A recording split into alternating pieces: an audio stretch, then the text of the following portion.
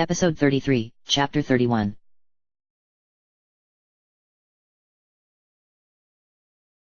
Chapter 31. On the afternoon of the 8th day since leaving Kakariko village, a full day and a half after the stone columns, Link and Cass finally came to the foot of Rito village. The tall spire of rock had been visible from afar for much of the day, separated from them by a large lake and land formations that took them on a winding path, rather than allowing them to approach from a more direct angle. Link had suggested that Cass could fly home, if he wished. Link knew that he missed his wife and daughters greatly. But Cass had merely shaken his head, stating that he would have time with them soon enough. He would see Link through this leg of his journey. Rito village was larger than the name suggested, made up of what appeared to be hundreds of little huts built in a series of rings stacked atop each other on the way up a central rock spire. The spire was in the center of a large, round lake, Lake Tottori, and was surrounded by several smaller islands that each bore their own huts and homes, all connected by a complicated series of wooden bridges and ladders. Even the walls of the deep depression that the lake was in had their own wooden abodes built against them. All around, Link could see the avian people walking and gliding between buildings, passing over the lake with each with their wings outstretched. The sprawling city was set against a large, snowy mountain range on the other side of the lake. The Hebra Mountains made up the entire northwest corner of Hyrule, providing an interesting counterpoint to Death Mountain, which was just as far north as these were. He wondered if the Elden region would be just as cold as the Hebra, if it weren't for Death Mountain's status as an active volcano. Interestingly, there was a small settlement of Hylians just outside of Rito village as well as a particularly large stable. By the countless tree stumps and the stacks of thick logs, Link guessed that this was a logging community. Perhaps even the primary supplier of the vast amount of wood used by the Rito in their constructions.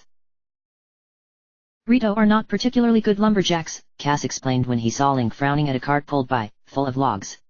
Our bones are more brittle than Hylians, so using axes tends to be dangerous. For many years, we used saws, but then sometime in the past, long before the calamity, we decided to hire Hylians to work our forests for us. It was fascinating to watch. The Hylians themselves seemed different than others Link had seen. The air was much colder here than it had been to the east, so many of them wore thick clothing, but much of their clothing had been adorned with feathers of various shapes and colors. Their hair tended to be cut shorter and a bit wilder. They even seemed to walk with a different gait here. More like. They almost look like Rito themselves, Link said, lips pulling up into a curious smile. Yes, many of these men and women have spent their entire lives among us. There were, at one time, fewer Hylians living among us, but when the calamity forced the Hylians of the central region to flee, some chose to go west, rather than east. Link glanced up at Cass, who had turned his attention on the central spire. His home. He saw longing in the Rito's eyes. Cass, Link said. Why don't you go home to your family? It's already getting late, so I'll stay the night here at the stable. I don't know if I have the energy to climb all the way up there right now, anyway. Cass looked at him, hesitating, clearly torn. Finally, he reached out and squeezed Link's shoulder. I'll speak to the elder as well. Let him know why you have come. Great. Why don't you come back in the morning and give me the tour? But, for now, go be with your family. They don't know you're coming, right? Should be a good surprise. Cass chuckled softly. My daughters will likely annoy the neighbors tonight with their excitement. Finally, he nodded. Thank you, Link. I will see you in the morning. He turned away, approaching the edge of the cliff surrounding Lake Tottori, spread his wings, and dove off, falling out of sight. A moment later, he soared up, flapping hard to gain altitude. He flew at a steeper angle than Link thought he had ever seen him do so before, clearly intent on getting home as quickly as possible. Link watched him quickly grow distant, joining the few other avian forms gliding around the city, and then turned away. He felt the memories at the edges of his mind, but he tried to force his mind away from them. After what he had seen amidst the ancient columns, Link felt as though he was no longer interested in seeing more of the past. He doubted that he would have much of a choice in the matter, though. Already, he had seen vague impressions of him and Princess Zelda riding up to this very stable, greeted by a contingent of Rito. No words had passed between them in that memory, and he was fairly certain that it had been the first time they approached the village after he had been made her knight, rather than their second trip. He pushed the memory from his mind and, instead, set about getting settled for the night. He hired the use of the stable for several nights and was even able to get himself a private room by offering some of the uncut gemstones that he had received from the Gorons in trade. He was fairly certain that they were worth far more than the room would have costed, but Bluto had seemed sincere in his promise to supply Link with more, should he need them. Once situated in his room, door shut and the room's dresser pushed in front of it to block it from unwanted entry, Link sat down on the side of the bed, resting his elbows on his knees. He remained like that as night fell outside. The room grew chilly as night fell. There was no fireplace, but a pile of heavy blankets sat folded on the floor next to the bed. Zelda, he whispered in the dark room, eyes gazing out of the small window. As he could have expected, Link received no reply from the princess. Did she still see him? Does she even care? He thought, scowling. Then he shook his head, sighing. Foolish. I can't dwell on the past like this. He tried to banish the dark thoughts but only partially succeeded as he rose from his seat and pulled off his worn travel clothes. Using the moon's light streaming in from the window, he found more clothing in his saddlebags and set them out to wear in the morning. Finally, he settled himself in bed, pulling the blankets, which appeared to have been made with feather stuffing, around him. They were quite warm and helped lull him into a fitful sleep full of dreams and memories.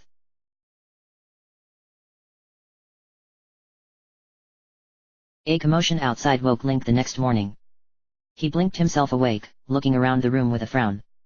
Sunlight lit the room well, and Link saw figures moving around frantically just outside of his window.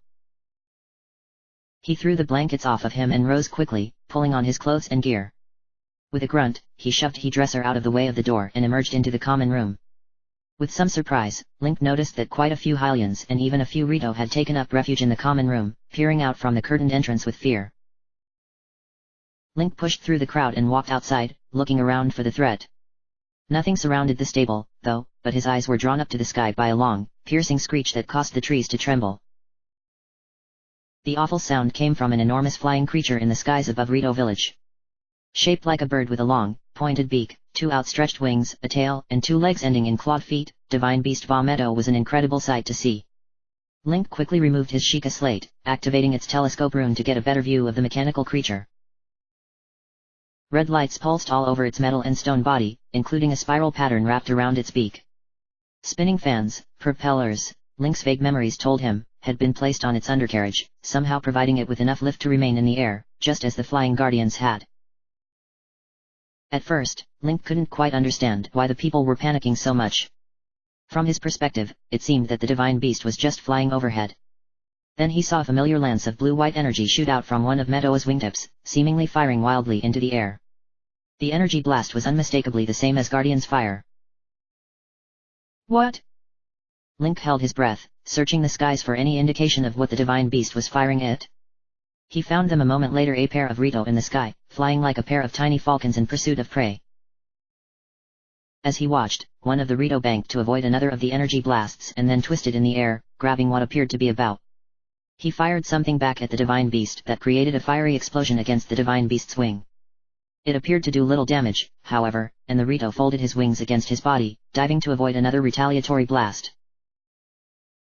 The other Rito, this one with feathers of a darker shade, attacked by scheming overhead, dropping something that created a series of explosions along the skyward side of the wing.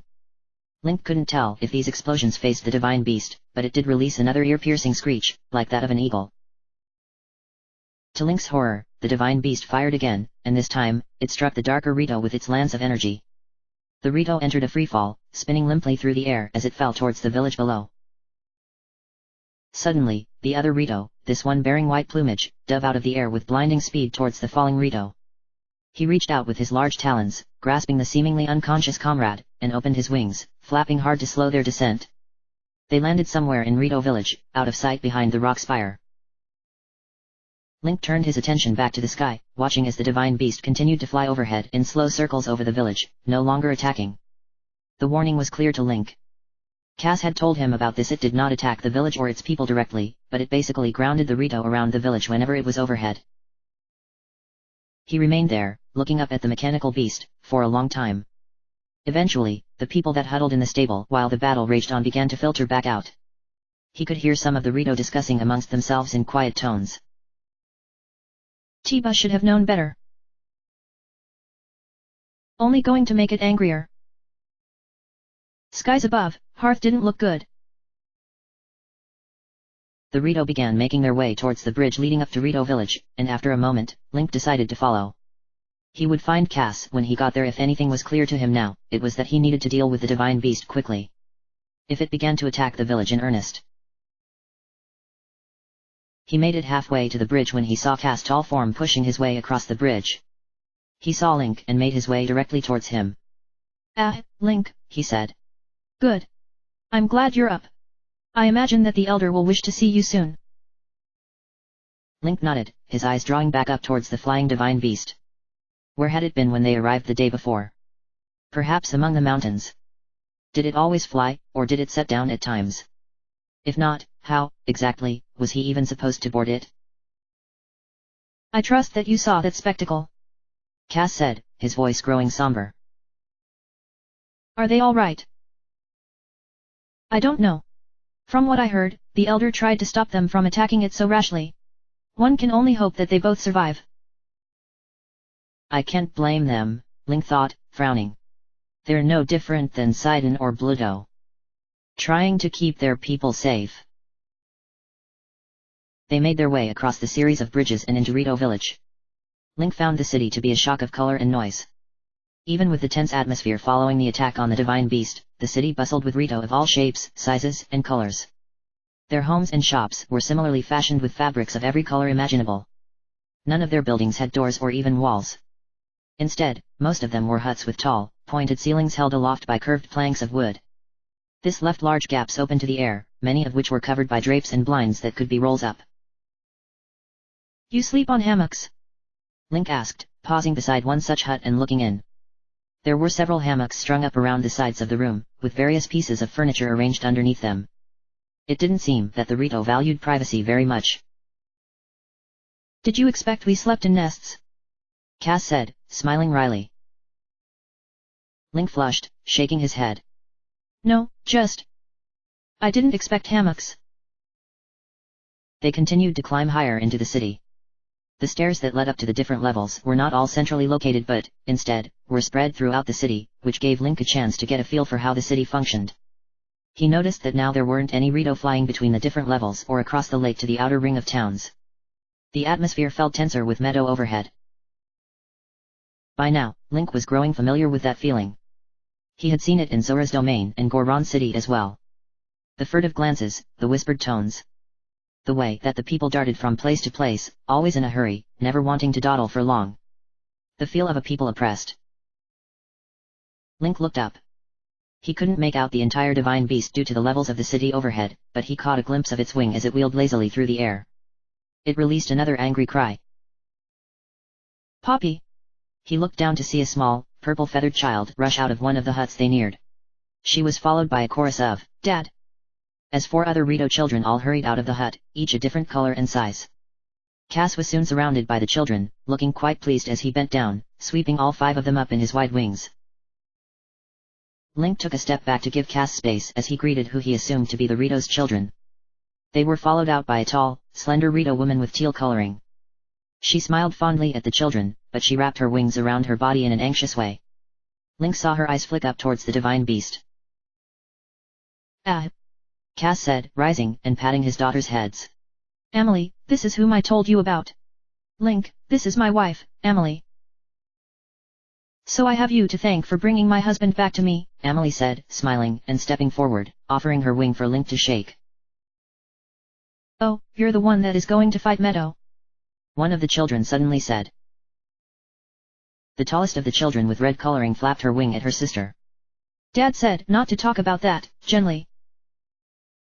Link hesitated, glancing between Cass and Emily, before looking down at the 5 Rito children, all of which had suddenly turned their attention on him.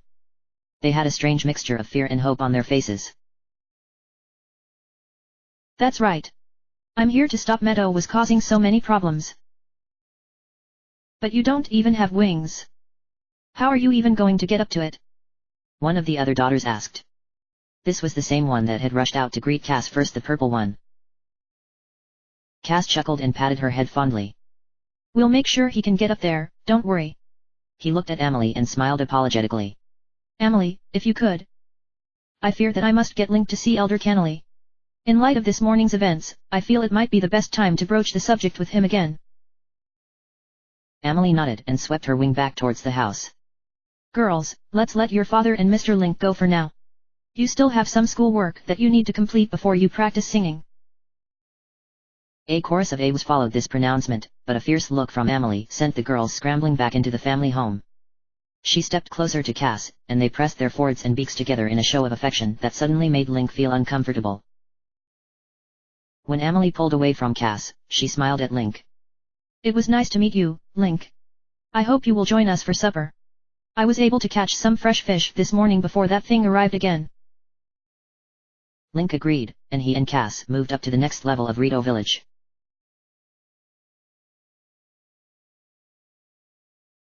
It took them quite some time to finally reach the top, and Link felt winded by the time they stopped in front of their destination. The elder's hut was much like all of the others that Link had passed. The elder of the Rito, it would seem, did not require a palace like a king, but made do with the same resources and means as the others did. Inside, sitting on a wooden rocking chair, was a tall, round Rito.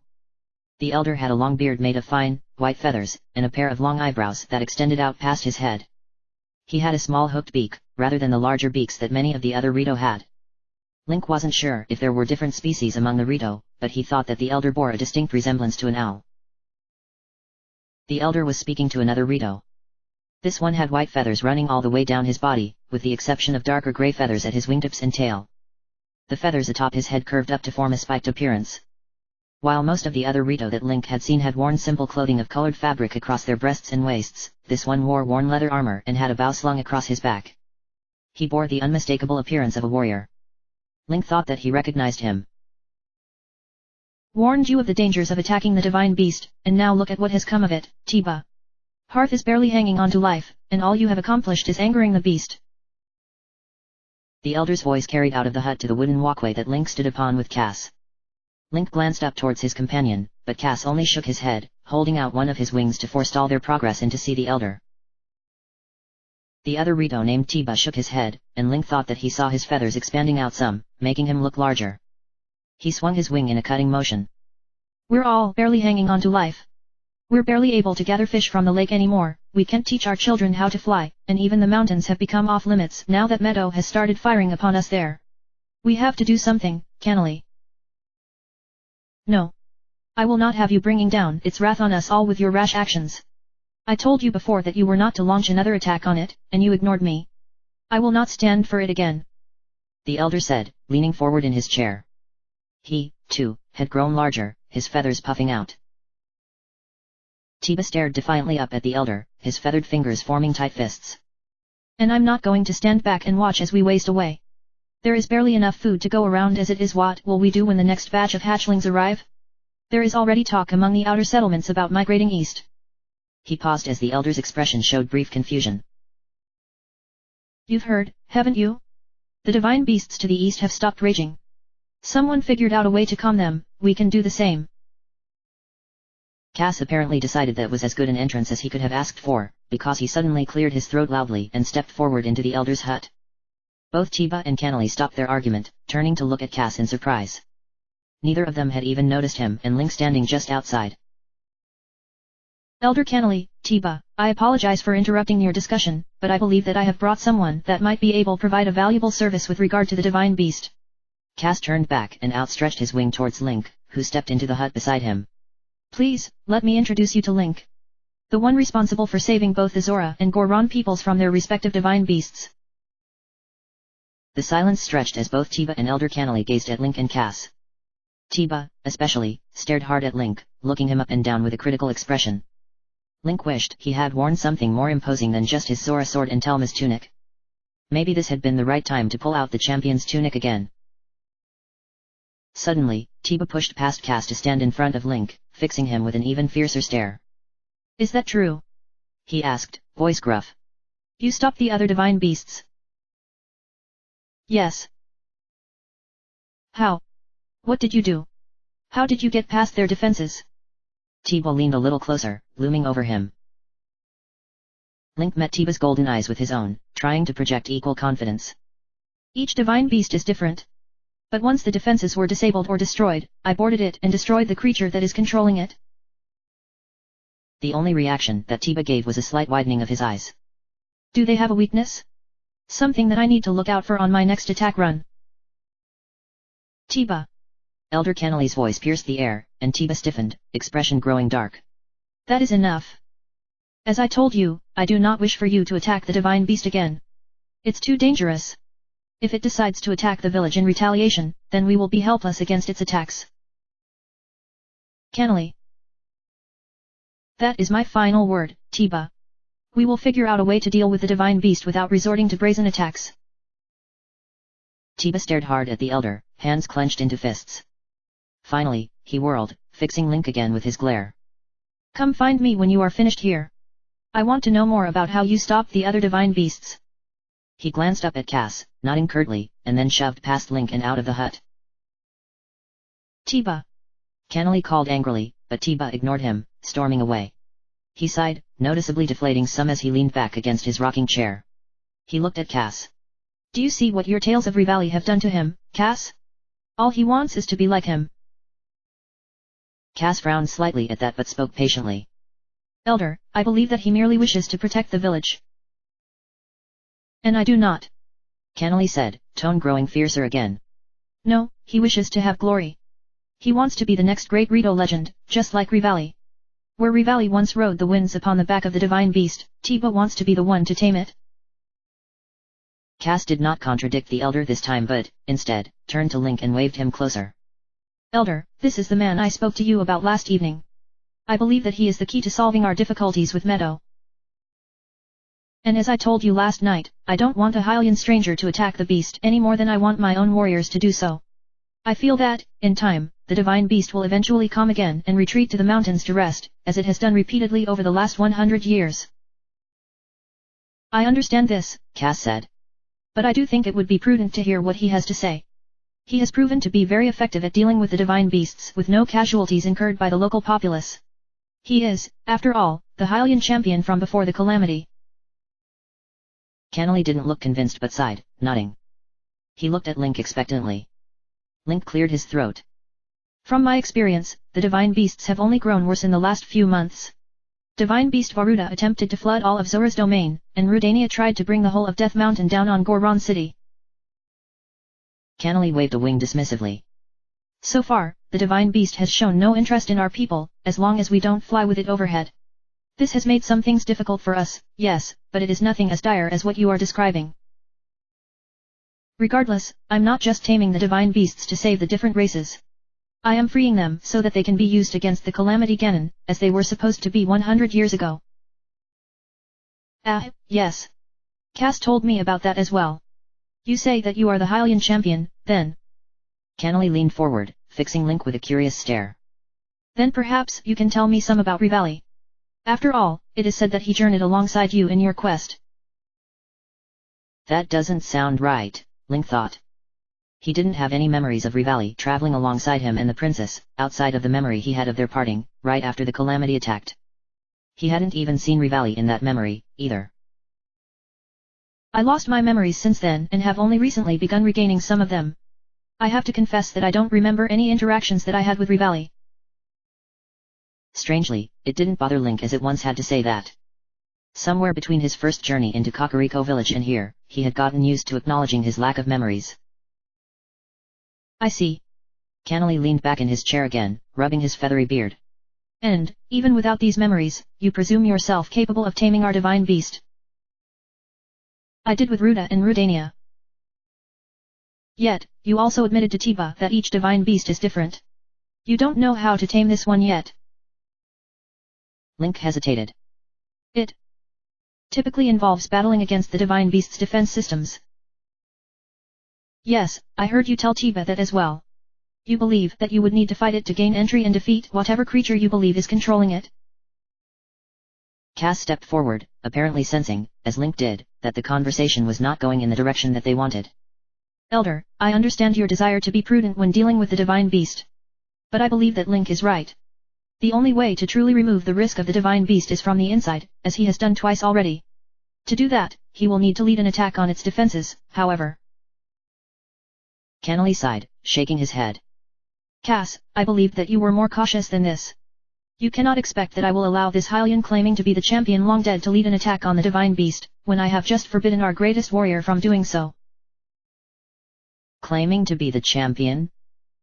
Link stepped forward, opening his mouth to speak, but Cass held out one feathered hand to him, still meeting Canely's gaze. Elder, I assure you that he is who he says he is. I have seen sufficient proof of his identity time and again in my interactions with him. Furthermore, his identity is vouched for by several people among both Azora and Sheikah that still live and remember him from before the calamity. This is Link, the Hylian champion. And he received a specific task from Princess Zelda to tame all 4 divine beasts. The kingdom of Hyrule is no more, Canely said, shaking his head once again. We do not answer to their call any longer. Perhaps this is the hero of legend, but I am still the elder of our people. I must do what I believe is best to keep us safe. The intensity of Link's sudden rush of anger at these words surprised him. White hot, it bubbled up from the pit of Link's belly, threatening to spill out, lest he keep it contained. He wasn't entirely sure if he should. He could feel his face turning red, and his hands clenched into white-knuckled fists. Cass placed a hand on his shoulder, still looking up at the elder. I hope you will reconsider. I do not believe it would be wise for us to stand in the way of Link's destiny. The elder breathed out long and slow. Perhaps you are right, Cass. But, for now, I will choose patience and caution. I will not act with brashness. Cass' fingers on Link's shoulder tightened. Very well. Thank you for listening to our concerns. He turned Link forcefully, and they walked out of the elder's hut. Link wasn't entirely sure if they were out of earshot when he opened his mouth to speak. Who in Hylia's name does he think he is? Link, peace. Cass held his wings out to Link, trying to shush him. But there was no hushing Link. Not now. Not after what he had been through to get here. No. No, I didn't come all this way just to let anything stand in my way now. I came here to stop the divine beast and free Revali's spirit.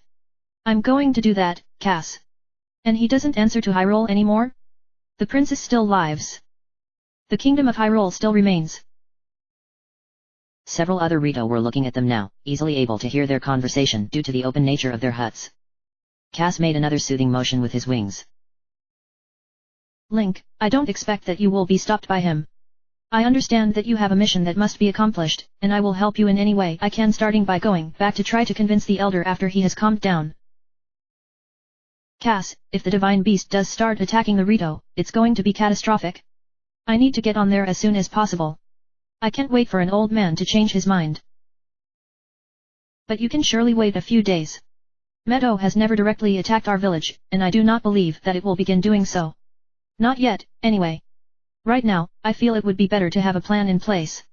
You should speak with Tiba so that you can understand better what it is that you will be facing. You will also need a way to get up to the divine beast, and I believe that he will be your best option there as well. He is a very strong flyer.